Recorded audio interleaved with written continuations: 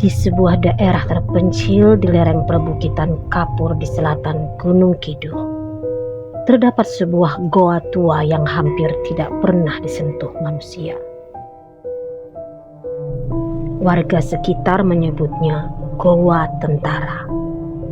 Tidak ada papan larangan, tidak ada pagar, tapi semua orang tahu tempat itu bukan untuk dimasuki. Konon, goa itu dulunya digunakan sebagai markas persembunyian tentara Belanda saat masa penjajahan. Banyak yang mati di dalamnya, bukan karena perang saja, tapi juga karena sesuatu yang tidak bisa dijelaskan. Suatu sore, 5 orang pemuda nekat datang ke sana. Mereka adalah Raka, yang paling berani atau mungkin paling nekat, Dimas, si pembawa kamera, Fajar, penakut tapi ikut-ikutan, Rio yang suka bercanda, dan Aldi yang diam tapi sensitif terhadap hal-hal aneh. Ayo cepat, sebelum gelap, kata Raka sambil menyorotkan senter ke mulut goa. Mulut goa itu seperti lubang hitam yang menelan cahaya. Udara dingin langsung menyambut mereka. Bukan dingin biasa, tapi dingin yang terasa basah, seperti nafas sesuatu. Begitu mereka masuk beberapa meter, bau air. kalian cium gak? Bisik Fajar. Dimas mengernyit. Kayak darah. Rio tertawa kecil. Paling bangkai kelelawar. Tapi Aldi tidak ikut tertawa. Ia diam. Tatapannya kosong ke dalam lorong gelap. Di sini ada yang marah, katanya pelan. Mereka terus masuk lebih dalam. Langkah kaki mereka menggema panjang. Terlalu panjang, seolah lorong itu lebih besar dari yang terlihat. Lalu mereka menemukan sesuatu. Di dinding goa ada tulisan. Tulisan lama, hampir terhapus, tapi masih terbaca samar.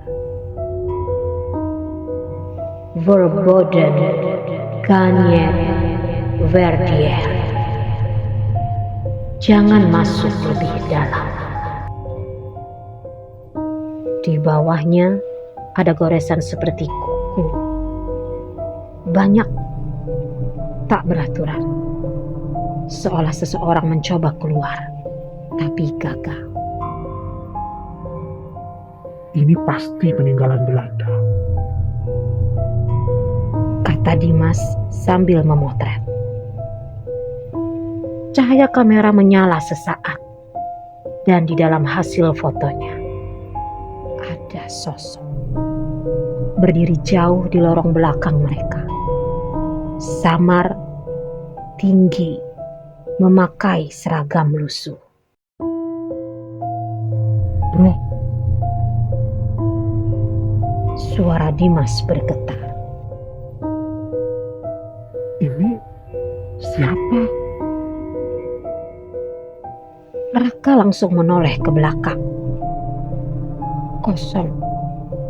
Tidak ada siapa-siapa. Halusinasi. Kata Raka cepat. Udah, kita lanjut. Namun sejak saat itu, mereka tidak sadar. mereka tidak lagi sendirian. Beberapa menit kemudian, mereka sampai di ruang yang lebih luas di dalam goa. Di sana terdapat sesuatu yang membuat mereka semua terdiam. Sebuah rangka manusia masih mengenakan helm tentara Belanda yang sudah berkarat, dan di sampingnya ada senapan tua. Fajar langsung mundur. Gue nggak enak. Kita pulang aja. Tapi saat mereka hendak berbalik, angin dingin menyapu dari dalam goa. Bukan dari luar, tapi dari dalam.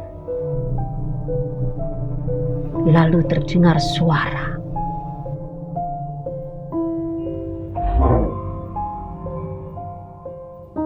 Pelan, berat, dan jelas bukan suara manusia biasa. Semua membeku.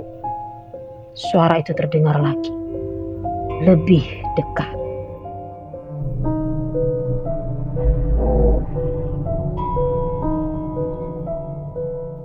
Dan kali ini, mereka semua melihatnya. Di ujung lorong gelap, seorang tentara Belanda berdiri. Wajahnya pucat kebiruan, mata kosong, dan seragamnya robek dan penuh tanah. Namun yang paling mengerikan, kepalanya miring tidak wajar, seperti pernah dipatahkan. Raka mencoba bicara, suaranya gemetar. Kita cuma lewat. Tentara itu mengangkat tangannya perlahan, seperti memberi aba-aba perang. Lalu dia mulai berjalan dekat, dan setiap langkahnya tidak mengeluarkan suara. Tiba-tiba suara keras terdengar dari belakang mereka. Lorong yang tadi mereka lewati tertutup runtuhan batu. Mereka terjebak, dan sosok itu semakin dekat.